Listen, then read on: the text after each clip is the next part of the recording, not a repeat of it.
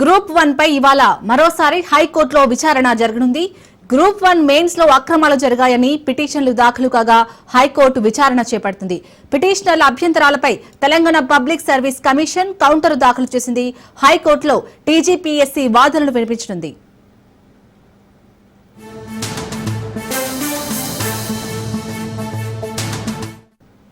Group 1 లో అవకతవకలకు ఆస్కారం ఇచ్చేలా తెలంగాణ రాష్ట్ర పబ్లిక్ సర్వీస్ కమిషన్ పరీక్షలు నిర్వహించిందని పిటిషనర్ల తరపు న్యాయవాదులు వాదించారు.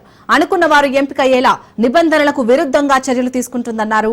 2024 అక్టోబర్ 21 నుంచి 27 వరకు నిర్వహించిన గ్రూప్ 1 మెయిన్స్ పరీక్షా పత్రాల మూల్యాంకనంలో అవకతవకలు, అసమానతలు చోటు చేసుకున్నాయని, దీనిపై న్యాయ విచారణ జరిపించాలని కోరుతూ సిద్దిపేట, శివనగర్ కు చెందిన కె పరశురాములతో పాటు మరికొందరు హైకోర్టులో పిటిషన్లు దాఖలు చేశారు.